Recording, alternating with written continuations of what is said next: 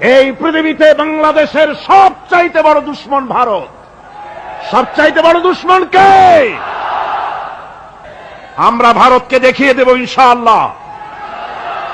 জিহাদের প্রেরণা নিয়ে যদি প্রয়োজন হয় বাংলাদেশের যুদ্ধ যদি করা লাগে ভারতের সাথে, আর যুদ্ধ করা লাগবে, রাসূলুল্লাহর ওয়াদা আছে। কার ওয়াদা? নাসাই শরীফ, ইবনে মাজাহ, এই তার দুটি হাদিসের মধ্যে হযরত আবী হুরায়রা রাদিয়াল্লাহু তাআলা আনহু বর্ণিত হাদিস রয়েছে। বলেছেন দুই শ্রেণীর লোক কিয়ামতের দিন জাহান্নাম থেকে মুক্ত হয়ে যাবে। এক শ্রেণী হচ্ছে যারা ঈসা আলাইহিস সালামের সাথে সাথী হয়ে যারা লড়বে আর শহীদ হবে, কিয়ামতে তারা জান্নাতে যাবে, জাহান্নাম থেকে মুক্ত। আর দ্বিতীয় শ্রেণী ভারতের সঙ্গে একটা যুদ্ধ হবে, রাসূল বলেছেন হিন্দুস্তানের সঙ্গে একটা লড়াই হবে।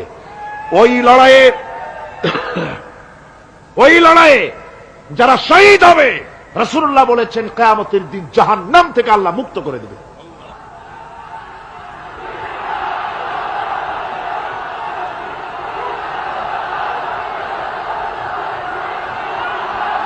আমার মুসলমান ভাইয়েরা,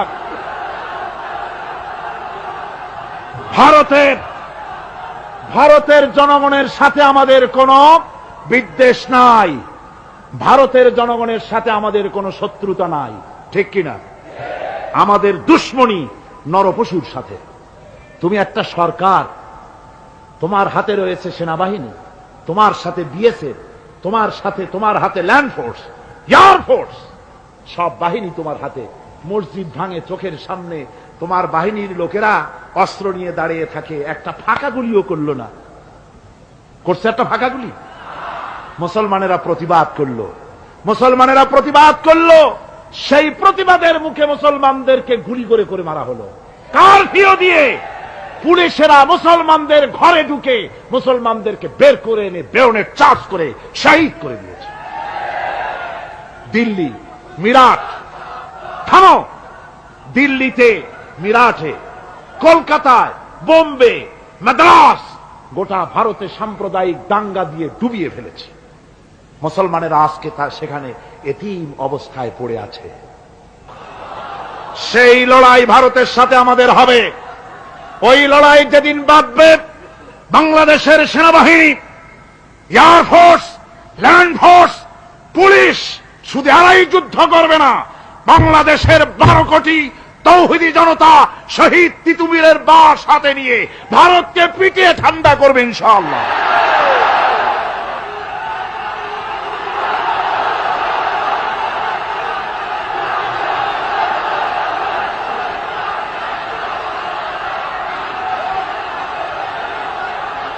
আমার দেশে ভারতের মসজিদ ভাঙার প্রতিবাদে আমাদের দেশে একটা হিন্দুও মরে নাই, কথা ঠিক কিনা কন? কিন্তু ভারতে ভেঙেছে তারা বাবরি মসজিদ, আমার দেশের 15 জন মুসলমান পুলিশের গুলিতে নিহত হয়েছে। আমার দেশে হিন্দু মরে নাই, তোমরা আমার দেশে সেখানে আমার মুসলমান মেরেছ। হযরত আব্দুল্লাহ বিন ওমর রাদিয়াল্লাহু তাআলা আনহু বলছেন যে আমি রাসূলের সঙ্গে কাবা শরীফ তাওয়াফ করতেছিলাম, আমি বলতে শুনলাম রাসূল বলছেন, হে কাবা, তোমার কত মর্যাদা, তোমার কত সম্মান, তুমি কত মহান, তোমার কত ইজ্জত।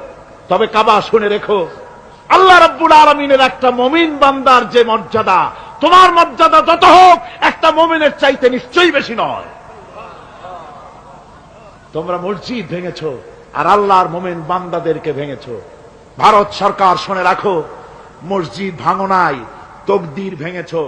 মসজিদ যেভাবে মসজিদের ইটগুলি টুকরা টুকরা হয়েছে, গোটা ভারত আজ হোক কাল হোক মসজিদের ইটের মতোই টুকরা টুকরা হয়ে যাবেই যাবে ইনশাআল্লাহ।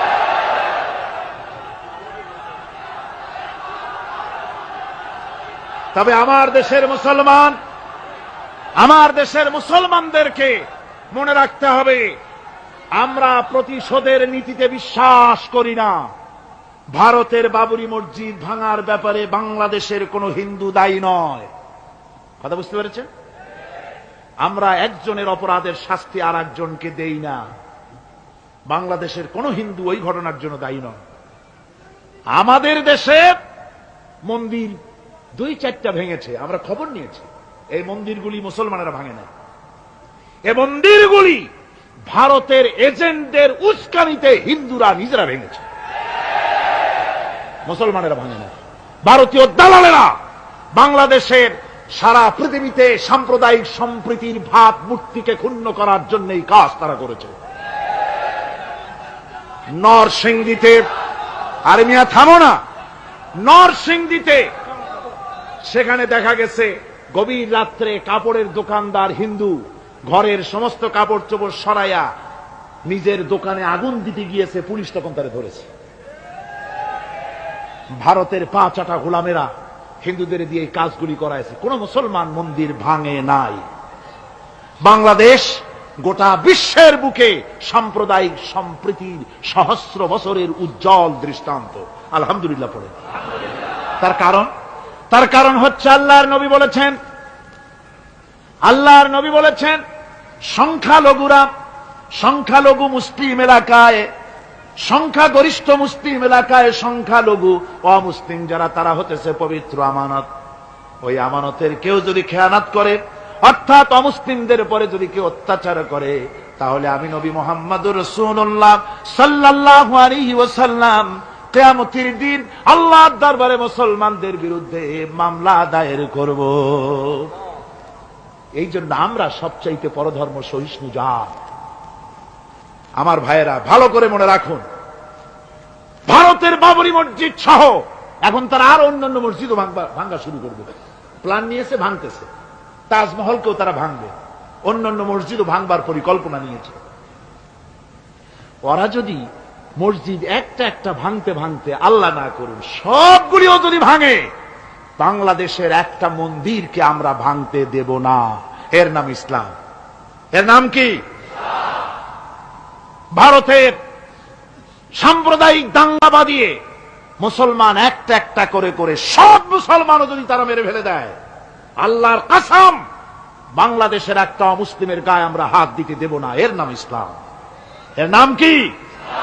আপনারা যদি কখনো শোনেন যে কোন এলাকার কোন লোক মন্দির ভাঙতে যাচ্ছে অথবা হিন্দুর বাড়ি আক্রমণ করতে যাচ্ছে, সাথে সাথে তাকে ধরে থানায় সোপর্দ করবেন। রাজি আছেন? কারা রাজি? হাত উঁচু করে দেখান। আলহামদুলিল্লাহ, হাত নামান।